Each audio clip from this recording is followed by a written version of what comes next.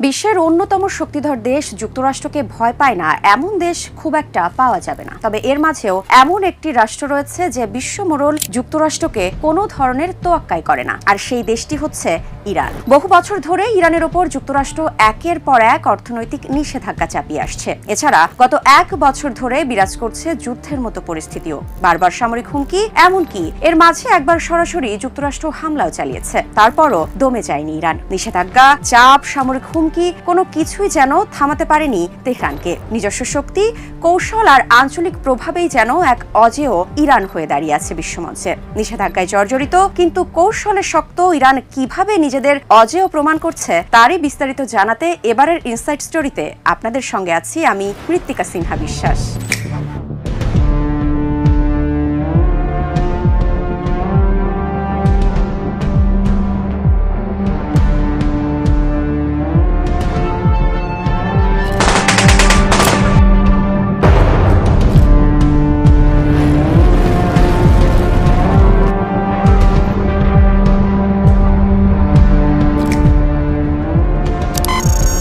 বিশ্ব রাজনীতির দাবার বোর্ডে যেখানে বেশিরভাগ দেশ ওয়াশিংটনের ইশারায় চলতে বাধ্য, সেখানে ইরান যেন এক অদ্ভুত ব্যতিক্রম।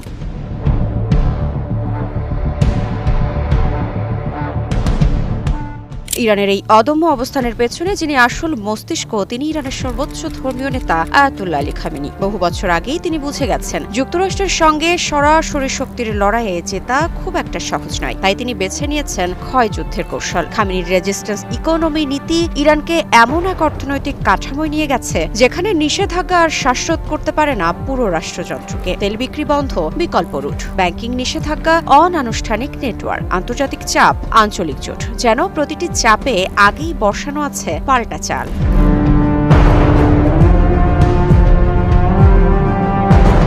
সম্প্রতি মধ্যপ্রাচ্যের আকাশে যখন আবারও যুদ্ধের গন্ধ, হুমকি, পাল্টা হুমকি যখন নিত্যদিনের ঘটনা, তখন ইরান থেকে এসেছে এক কড়া হুঁশিয়ারি। সম্প্রতি যুক্তরাষ্ট্রের ওপর বেজায় চটেছেন ইরানের সর্বোচ্চ ধর্মীয় নেতা আয়াতুল্লাহ আলী খামেনি। যুদ্ধ শুরু হলে এবার আর রেহাই নেই যুক্তরাষ্ট্রের বলে জানিয়েছেন তিনি। তবে প্রশ্ন উঠছে, ট্রাম্পের যুদ্ধজাহাজ পাঠানোর হুমকিতেই কি এই জবাব দিলেন আয়াতুল্লাহ আলী খামেনি, নাকি ইরানের ওপর ট্রাম্পের বারংবার হামলার হুমকির জবাবে এই হুঁশিয়ারি? در دو سه شب قبل هم یک کار کاملا قانونی و مشروع بود.